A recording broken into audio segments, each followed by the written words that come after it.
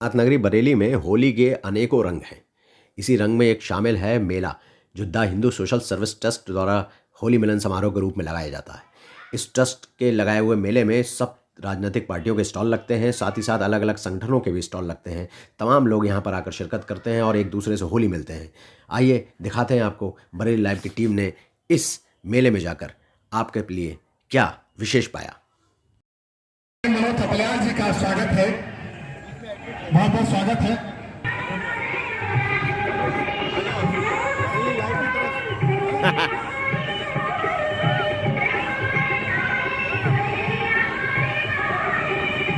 गोंदियाल जी,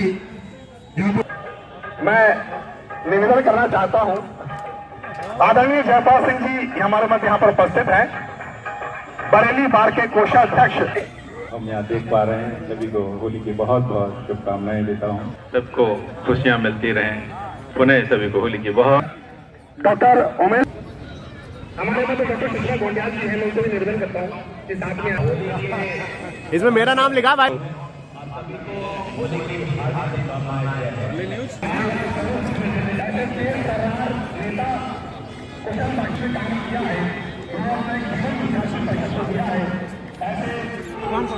trust के माध्यम से हम लोग समाज में संदेश देंगे कि सबको एक साथ होकर रहना है, एकजुटता से रहना है, क्योंकि भगवान परशुराम ने हमेशा ये आतताइयों का नाश किया।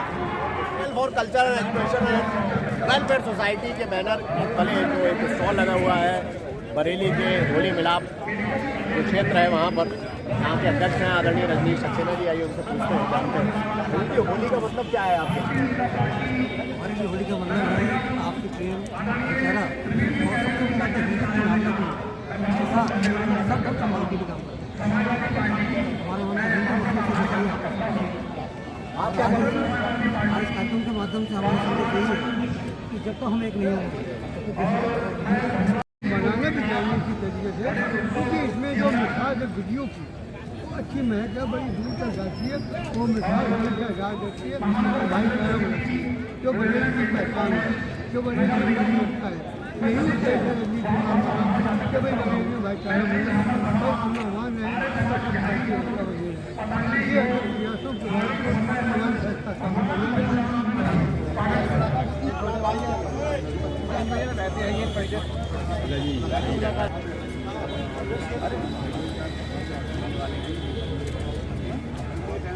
इसी पे बात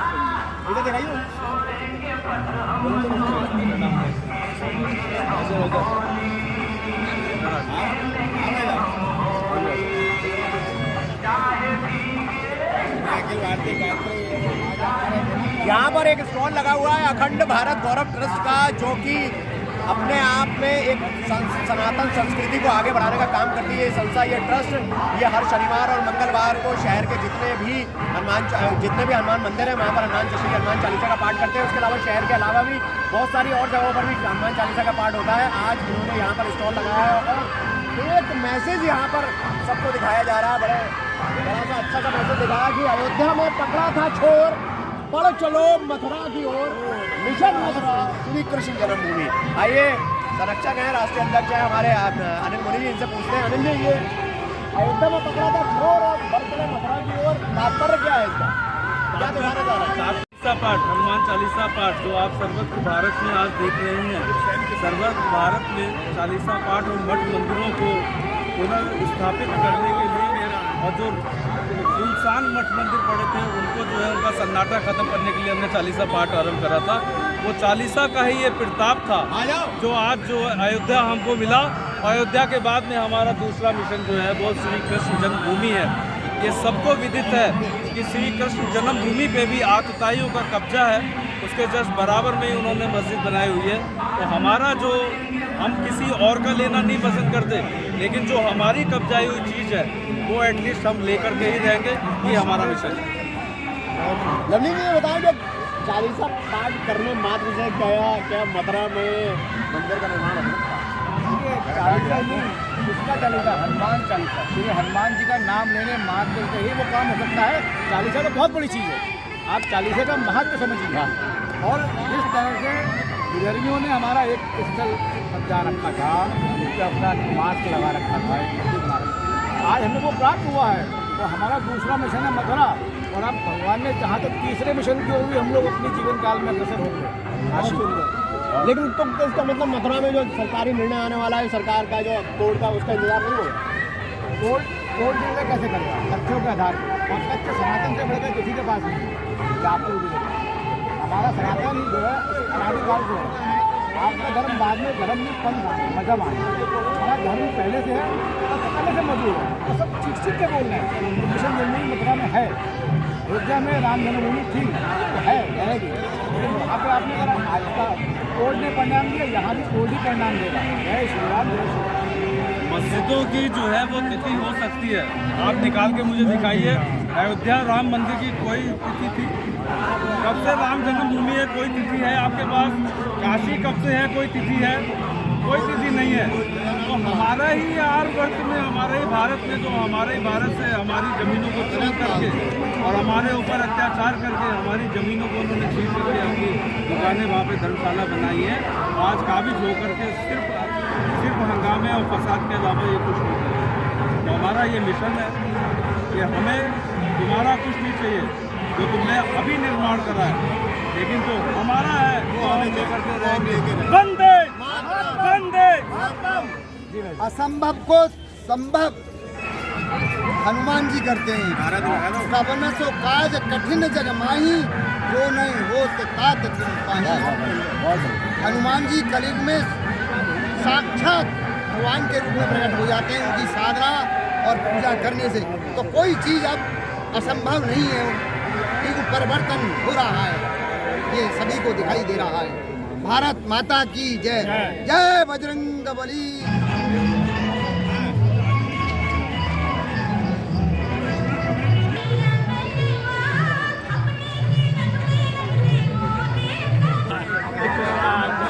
हमारी संस्था जो है एक सनातनी, सबसे बड़ी बात कि भाई नाथ नगरी बरेली धाम में जो हमारे गुरुजी ने एक अखंड हिंदू राष्ट्र का संकल्प लेके जो घोषणा शायद ही आज तक किसी भी संत, किसी भी महात्मा, किसी ने भी, मैंने किसी के मुंह से नहीं सुना जो ऐसे संकल्प को लेके, दृढ़ संकल्प को लेके जो चल रहे हो। और वही संकल्प एक हमारा भी और हर सनातनी का होना भी चाहिए। उसी संकल्प को आगे बढ़ाते हुए एक बागेश्वर धाम शिष्टमंडल बनते हुए तो सब नगरवासियों को, महानगरवासियों को, और महानगर में बहुत अड़ोस पड़ोस से पूरे बरेली जिला के अड़ोस पड़ोस जिलों से शिफ्ट हो गए हैं। सभी सनातन धर्मियों को हृदय से प्रणाम और नमन। उनकी सुख समृद्धि और होली उनमें और अलग अलग तरीके के सप्तरंग के अलावा जितने रंग हैं वो भी सब उसमें घुल जाएं, ऐसा मैं शुभकामनाएं अपेक्षित करता हूं, देता हूं सबको अपनी ओर से भी, और आपके चैनल को भी बहुत बहुत बधाई।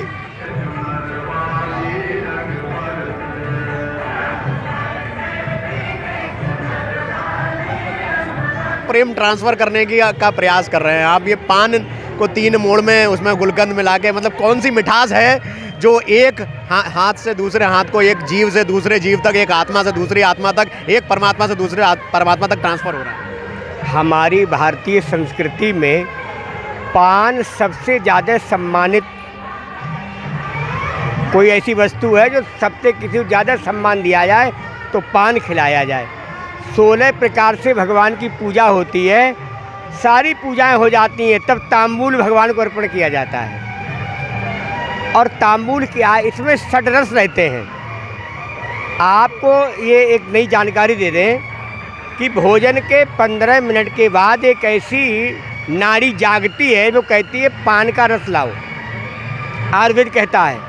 तो वो पान का रस उसे नहीं मिलता है तो वो एक समय के बाद कई बीमारियां उत्पन्न कर देती है। इसलिए साल में और अवसरों पर पान अवश्य खाना चाहिए। और वैसे पान की ऐसी व्याख्या है, कभी बड़ा समय मिलेगा तो बड़ी बात बताएंगे। पान से ज़्यादा कोई सम्मान और किसी से आप नहीं दे सकते। जो पुष्प की गुच्छा है व्यर्थ है, पान खिलाइए, उससे स्वास्थ्य भी वर्धक होगा। 6 रस है इसमें। इसीलिए ये परंपरा प्राचीन वैदिक परंपरा है, ऋषियों की परंपरा है, और हम ऋषि जीवन जी रहे हैं। और आपको भी बता रहे हैं, कोई आए कुछ ना खिलाओ, पान जरूर खिलाओ। पान का मतलब लाल मुंह करना नहीं है, कत्था चूने का कोई मतलब नहीं। चूना तो खाना चाहिए। आपके चैनल के माध्यम से कहना चाहते हैं, जो व्यक्ति स्वस्थ रहना चाहता है वो एक गेहूं के दाने के बराबर 24 घंटे में चूना खाना शुरू कर दे, फिर 15 मिनट के बाद हमें दिन के बाद बताए कि क्या लाभ मिला। अनेकों लाभ उसे स्वयं दिखने लगेंगे। कैसे सेवन करना चाहिए चूने का? चाहे चाय में, सब्जी में, पानी में निगल के खाने वाला चूना। और अगर पान की आदत आदमी लगा ले तो क्या, लेकिन इससे दांत खराब होने की भी तो एक वो रहती है। एक पान खाए, उसमें कट्ठा चूना दोनों ना खाए, केवल चूना खाए, उतना ही। हमारे साथ डॉक्टर विमल भारद्वाज जी हैं, मेडिसिटी हॉस्पिटल के डायरेक्टर। डॉक्टर साहब, ये होली को आप अपने शब्दों में कैसे डिफाइन करेंगे? होली और इस तरह के होली मेले जो ये होते हैं इस तरीके के, ये कैसे लोगों को आपस में जोड़ते हैं? देखिए, आज मैं कई कार्यक्रम में पहले गया हुआ हूँ, तो दिन पे दिन जो नई युवा पीढ़ी है वो कनेक्ट नहीं हो रही है। तो अभी हमारे जो धार्मिक ग्रंथ हैं, जो धार्मिक धर्मगुरु हैं, जो न्यूज़ चैनल्स हैं और जो हमारे माता पिता के संस्कार हैं, उनके माध्यम से जो युवा पीढ़ी जुड़ रही है, मैंने देखा कि अभी इस समय ये जो इस तरह के जो मेले होते हैं होली के बाद में, यहाँ पर एक ही जगह पे सभी समाज के सभी लोग, सारे जो राजनीतिक दल हैं वो यहाँ पर हैं, जितने भी हमारे समाज के लोग हैं वो सारे यहाँ पर हैं, उन सब से मिलने जुलना हो जाता है। वैसे अलग अलग जाएंगे तो हमें बहुत समय लग गया, मिल ही नहीं सकते, असंभव ही नहीं है। तो जो आयोजक है उनको मेरा बहुत बड़ा प्रणाम। इस तरह के आयोजन जो है बरेली में हो रहा है, मुझे उम्मीद है कि और भी जगह अगर नहीं होने तो होने शुरू हों। सब लोग एक साथ है। होली एक ऐसे त्यौहार है फूलों का, इसमें हम सब लोग एक दूसरे को गुजिया खिलाते हैं, यहाँ पर सुख दुख को बांट के आगे बढ़ते हैं, जो गिले सुख होते हैं उनको दूर करते हैं।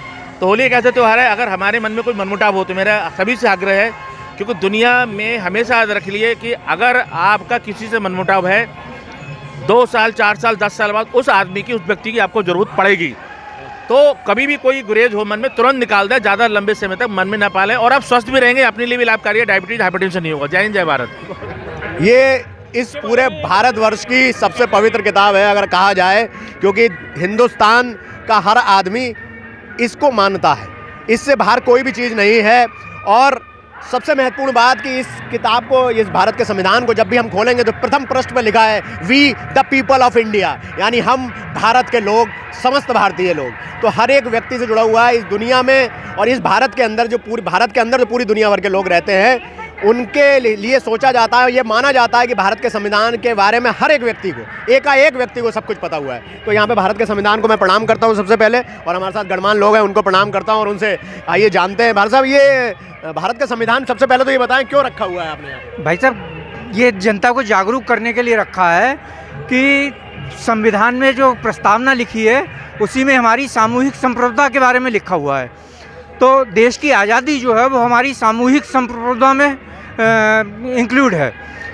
और सामूहिक संप्रभुता का मतलब है कि जो कार्यपालिका के जो अधिकारी हैं, न्यायपालिका के जो अधिकारी हैं, न्यायिक अधिकारी हैं, या देश की जो जनता है, नागरिक हैं, वो सभी लोग कानून का कठोरता से पालन करें, क्योंकि कानून जो बनाए गए हैं वो हम सब लोगों की व्यक्तिगत संप्रभुता और गरिमा की रक्षा के लिए बनाए गए हैं, और अनुभव के आधार पर उसमें संशोधन किया जाता है जिससे वो कानून और अधिक प्रभावी हों। जब तक हम इन कानूनों का पालन नहीं करेंगे तब तक हम आज़ादी का केवल नाम तो ले सकते हैं, लेकिन आज़ादी की रक्षा नहीं कर सकते। जैसे कि अगर हमें कहीं सफाई रखनी हो तो पहले सफाई करनी पड़ती है, और उसके बाद में फिर रोज़ सफाई करनी पड़ती है, तो सफाई रहती है। हम ये सोचें कि एक बार हमने सफाई कर दी, हमने एक बार आज़ादी ले ली और वो आज़ादी बनी रहे। आज़ादी का मतलब क्या है? आज़ादी का मतलब है हमारी सरकार, हमारा कानून, और उस कानून के अनुसार से शासन चले। जब उस कानून के हिसाब से शासन नहीं चलेगा, हम कानूनों का पालन ही नहीं करेंगे, तो आज़ादी का मतलब क्या है?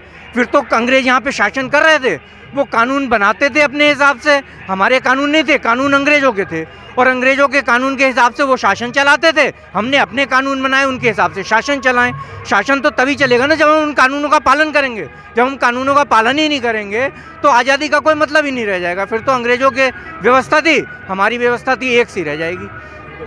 अच्छा, एक छोटा सवाल आपसे भी है, जैसे सपोज कोई व्यक्ति है, मैं हूँ, आप है, कोई भी जना, वो कहे कि मैंने मर्डर कर दिया, अब मुझे पता नहीं था कि मुझे सज़ा मिलनी है, मर्डर में सज़ा मिलती है, या मैंने चोरी कर ली, मैंने अपहरण कर लिया, मुझे सज़ा मिलेगी, मुझे पता नहीं था। ये तो नहीं हो सकता, क्योंकि हर आदमी को संविधान ये मानता है कि हर आदमी को उसकी जानकारी है, मतलब संविधान की जानकारी है। इस विषय में क्या कहेंगे, लोगों को जानकारी है या नहीं है, लोग फिर अपराध कैसे कर लेते हैं? नहीं, लोगों को ना तो संविधान के बारे में कोई जानकारी है। एक्चुअली संविधान जो है अपने बेसिक राइट्स के बारे में ही विशेष रूप से बताया गया है। तो उसमें बेसिक राइट्स में हमारा जो आज़ादी है, या हमारा क्या कहते हैं जो लिविंग है, सिविक जो सेंस है, सिविक सेंस तभी डेवलप होता है जब हम क्या कहते हैं सिविक तरीके से रहें, हम क्राइम ना करें। तो जो क्राइम कौन कौन से होते हैं, कौन कौन से क्राइम हम कर रहे हैं, तो उन क्राइमों के बारे में आदमी जानेगा, परखेगा, तो उसके बाद में वो बात हो पाएगी। ठीक है ना? आपको लगता है क्या ये स्कूलों में भी लागू होना चाहिए संविधान के, आप पढ़ाएं बच्चों को? नहीं, स्कूलों में न केवल संविधान लागू होना चाहिए, बल्कि जो कहते हैं कानून, वो बेसिक कानून है जो आम नागरिक के लिए बहुत जरूरी है, उनको विधिवत बताया जाना चाहिए। जैसे कि नागरिक शास्त्र है, उसी तरीके से कानून शास्त्र भी कहते हैं करके उसको पढ़ाया जाना चाहिए। भाई, दो चीज़ें ऐसी हैं, एक स्वास्थ्य और एक कानून, जो आदमी को बचपन से पढ़ाया जाना चाहिए, क्योंकि कानून हमारे लिए बना है। कानून इसलिए बनाए गए हैं कि हम उनका पालन करें। जब हम उसके बारे में जानेंगे ही नहीं तो पालन कैसे करेंगे? वो एक ऐसा स्पेसिफाइड एरिया हो गया है कि भाई काला कोट पहन के जो लोग मतलब स्पेशली एजुकेटेड जो लोग हैं वही उसको समझ पा रहे हैं और वही उसके लिए मतलब बाद में लड़ पा रहे हैं। मतलब न्याय आदमी तब मांगेगा जब वो पहले उसका पालन करे, लेकिन पालन कब करेगा? जब वो उसे पढ़ेगा। और जब उसको उसकी जानकारी ही नहीं है, हम उसको जानकारी लास्ट मोमेंट पे तब देते हैं जब वो उसको कानून को तोड़ चुका होता है, तभी हमें पता चलता है कि ये कानून हमने तोड़ दिया। तो इस हिसाब से आप मानते हैं कि लॉ की डिग्री हर एक को करनी चाहिए? नहीं, लॉ की डिग्री हर एक को नहीं करनी चाहिए, बल्कि बचपन से कानून को सिलेबस में शामिल करना चाहिए। और स्वास्थ्य को, दो चीजें ऐसी हैं। हमें अपनी चिकित्सा खुद स्वयं करना आना चाहिए, बस हमें अपने कानून स्वयं पता होना चाहिए। नहीं, हमारी जैसे चिकित्सा पद्धति है ना, चिकित्सा पद्धति जो है वो ऐसी बनाई गई है कि हम बीमार पड़ें उसके बाद इलाज हो, जबकि भारतीय चिकित्सा पद्धति कहती है कि हम बीमार ना पड़ें, हम इस तरह से रहें। जब हम बचपन से स्वास्थ्य के बारे में जानकारी रखेंगे तो हम बीमार पड़ेंगे ही नहीं, और अगर हम बचपन से कानून के बारे में जानकारी रखेंगे तो हम कानून तोड़ेंगे नहीं। ये दो विषय ऐसे हैं जो बचपन से हमें सिलेबस में शामिल करने बहुत अच्छी बात आप जो इस तरह के मेले हैं जिसमें सब तरीके के लोग आते हैं, समस्त राजनीतिक पार्टियां भी आती हैं, समस्त जितने भी संगठन हैं वो सारे लोग भी आते हैं। इस तरह के मेले बरेली में और क्यों नहीं लगते? यही, और ये मेला कितना फ्रूटफुल साबित होता है? देखिए, मेला एक लगे या अनेक, सबसे ज़रूरी है कि ऐसा होना चाहिए जिसमें सभी लोग आएँ। यहाँ अगर आप देखेंगे तो धर्म, जाति, पार्टी, संगठन सबको छोड़कर एकता का संदेश पूरे बरेली वासी देते हैं। तो जिस तरह बहुत सारे रंग जब मिलते हैं तो बहुत सुंदर सा चित्र बना देते हैं, उसी तरह से जब विभिन्न संगठनों के लोग एक मैदान में मिलते हैं तो निश्चित रूप से खुशियों की बहार पूरे शहर के लिए लेके आते हैं। तो मैं आपके माध्यम से सभी को बहुत होली की मंगल कामनाएं देता हूं, इस आशा और विश्वास के साथ कि सभी लोग जिस तरह से बरेली तरक्की कर रहा है उस तरक्की में अपना सहयोग देंगे और भाईचारे की एक मिसाल बनाते हुए आपस में सौहार्द कायम करेंगे। बहुत बहुत बधाई। पर ये है कि मौलिक रूप से सब लोग एक ही हैं, केवल ऊपरी दिखावे के रूप में अलग अलग हैं, भिड़ते रहते हैं। देखिए, मुझे ऐसा लगता है कि मतभेद हैं लोगों के, लेकिन मनभेद नहीं हैं, क्योंकि सबकी एक ही मंशा है कि हमारे शहर की तरक्की हो, हमारे प्रदेश की तरक्की हो, हमारे देश की तरक्की हो। बढ़ाते हैं, और अगर बढ़ाते हैं तो इस तरह के मेले और क्यों नहीं होते? बाकी जितने भी मेले, बरेली में 3 मेले और लगते हैं, लेकिन उसमें इस तरह का सौहार्द नहीं होता जैसा इस तरह के मेले में है। तो ऐसे क्या मेले और भी लगने चाहिए, लगता है आपको? आप देख रहे हैं जहाँ एक तरफ पार्टी का तिरंगा और दूसरी तरफ राष्ट्र का तिरंगा, जब ये सद्भाव मिलेगा तो ये त्योहार ही इस बात का है कि सद्भाव और समरसता का बाहर फैले और हम सब एक मिलकर भारत के राष्ट्र के निर्माण में अपना योगदान दें। ऐसा ही इसके कारण से होली मिला मेला होता है। ये बरसों से चला आ रहा है, जब तो मैं पैदा हुआ तब से मैं देख रहा हूँ, और ये हिंदुस्तान में अपने तरीके का एक मेला अलग है। इसमें सभी पार्टियों के लोग, सभी तरीके के लोग मिलते हैं और अपनी अपनी बातें रखते हैं, और बड़ा एक मेल जोल का ये जो मेला है, ऐसा शायद देखने को कहीं नहीं मिलता। ये सामाजिक समरसता का प्रतीक है। दल दूर हो जाते हैं, दिल मिल जाते हैं। ये वो एक आयोजन है जो हमेशा होता रहेगा, आदिकाल से हो रहा है, हमेशा से होता रहेगा। ये सर्वाधिक महत्वपूर्ण है। होली का त्यौहार जैसे रंग बिरंगे होली का त्यौहार मनाया जाता है, उसी तरह से यहाँ तरह तरह के लोग हैं जो कि सामाजिक समरसता सद्भावनाओं को दर्शा रहे हैं। और यहाँ पर आकर बहुत ही अच्छा लगा है कि एक होली का महोत्सव जो रंगों का माध्यम से यहाँ पर सद्भावना दिखाई जा रही है, बहुत बढ़िया है। होली आपके लिए क्या है, कैसे डिफाइन करें? देखिए, मैं एक बात कहूँगा, भारत की धरती एक विश्व में ऐसी धरती है जहाँ पे विभिन्न धर्मों के लोग आपस में मिलजुल के होली का त्यौहार मनाते हैं। और मैं चाहता हूँ ये आने वाले सदियों तक चले और हम लोग ऐसी खुशियों से त्यौहार को मनाएं। भाई साहब ने बताया सामाजिक समरसता का ये तो प्रकृति ने ही निश्चित रूप से रंगों का त्यौहार निश्चित किया है ये। और जैसे इंद्रधनुष में सभी रंग आपस में मिल जाते हैं, ऐसे ही इस मेले में और इस त्यौहार में हम लोग आपस में एक दूसरे से सद्भावना से मिलते हैं। और ये सद्भाव का मेला हमेशा कायम रहना चाहिए। सभी को होली की शुभकामनाएं, बधाई। मतलब आज से मौसम बदल रहा है, कहीं ऐसा तो नहीं लोग भी बदल जाएंगे? बिल्कुल नहीं सर, ये तो आपसी सौहार्द का परिवर्तनशील है लेकिन पर्व है। और इसमें एक धर्म के लोग नहीं, विभिन्न धर्मों के लोग आकर आहुति देते हैं और सब लोग गले मिलते हैं और भाईचारा कायम करने के लिए है। ये किसी राजनीति या उससे मसला नहीं है, ये आपसी सद्भाव का त्यौहार है, सौहार्द का त्यौहार है। जय हिंद। सर्वप्रथम तो सभी को होली की बहुत बहुत शुभकामनाएं, बधाई। ये मेला बड़ा ऐतिहासिक है और मेरे ख्याल से 79 शायद ईयर्स इसको हो गए हैं और लगातार ये चल रहा है। पहले तो ये थोड़ा सा डिस्टेंस पे लगता था, चौधरी तालाब पे लगता था, अब ये यहाँ लग रहा है। और जो राजा जौली परिवार, जीएम परिवार है, उनका मुख्य योगदान है इसमें करने में। निश्चित ही ऐसे मेले से क्या होता है कि आप गले लग के हमसे मिल पा रहे हो, तो ये अनूठा है अपने आप में। और मुझे लगता है कि आपकी बात बिल्कुल सही है, अगर इस तरह का आम पब्लिक से जुड़ाव और अच्छा हो, ऐसी और मेले हों तो उसको कहना ही क्या। बहुत बहुत शुभकामनाएं, पुनः बहुत बहुत बधाई सबको। ऐसा दिवाली का भी कुछ तरह का मेला होना चाहिए ना? दिवाली का भी मेला ये जो रोटरी वाले मेले होते ही हैं, अभी नव वर्ष का मेला चालू हुआ ही है, तो मुझे लगता है कि ग्रोथ चल रही है। धन्यवाद, प्रणाम। रंगों के पर्व और ईश्वर की आस्था के विरुद्ध किसी भी आवाज़ को ना कामयाब होने देने की एक उसके हिसाब से हम इसे देखते हैं। ये होली का पर्व रंगों का पर्व है, उत्साह का है और सद्भावना का त्यौहार है। इस सब पर मैं बरेली के वासियों को, सभी बरेली वासियों को बहुत बहुत बधाई, बहुत बहुत शुभकामनाएं, बहुत बहुत मंगल कामनाएं करता हूँ। अच्छा, इस तरह के मेले के लोगों को जोड़ने का काम करते हैं, प्रयास में फलीभूत होते हैं। जैसा कि मैंने पिछली बार भी कहा था, ये मेला हमेशा से इतने वर्ष हो गए इसको लगते हुए, और आज भी ये अपनी उस परंपरा को निभा रहा है। और बहुत बरेली के लिए नहीं, पूरे उत्तर प्रदेश में एक अनूठा प्रयास ये होता है, एक मेला होता है। सभी मेले वासियों को, सभी स्टॉल लगाने वालों को, सभी कैंप के लोगों को मेरी बहुत बहुत शुभकामनाएं, बहुत बहुत बधाई। हमारे साथ विकल्प संस्था के राजनारायण गुप्ता जी हैं। आइए इनसे जानते हैं कि आज इन्होंने ये जो स्टॉल लगाया है, इसमें कई सारी चीज़ें हैं, इसके विषय में जानते हैं। राजनारायण जी, सबसे पहले तो आपका मैंने देखा जल संरक्षण सेल्फी पॉइंट आपने लगा रखा है, तो केवल सेल्फी खिंचवाने तक ही सीमित है या लोगों को, महिलाओं को ये भी बता रहे हैं कि घर के पानी का सदुपयोग करना चाहिए, जो आरओ से पानी निकलता है उसे वेस्ट होने से बचाना चाहिए, कपड़े धोने या बर्तन धोने में लगाना चाहिए, या और भी नहाने और बाकी चीज़ों में इस्तेमाल कम करना चाहिए? नहीं, मैं आपको बताऊँ, हमने जल संसद का कार्यक्रम करते हैं। यहाँ तो वैसा मौका नहीं है, पर हमारा पूरा जो जल संसद का कार्यक्रम होता है, उस कार्यक्रम का उद्देश्य ये है कि पानी कैसे बचाया जा सकता है और सबसे बड़ी बात है पानी को कैसे रीयूज हम कर सकते हैं। दो चीज़ों पे हम ध्यान दे रहे हैं।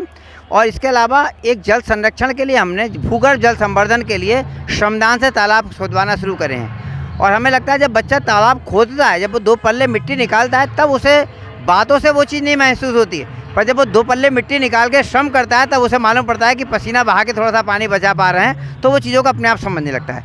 हर व्यक्ति समझदार है, सिर्फ एक उसे रास्ता मतलब टोकने की ज़रूरत होती है।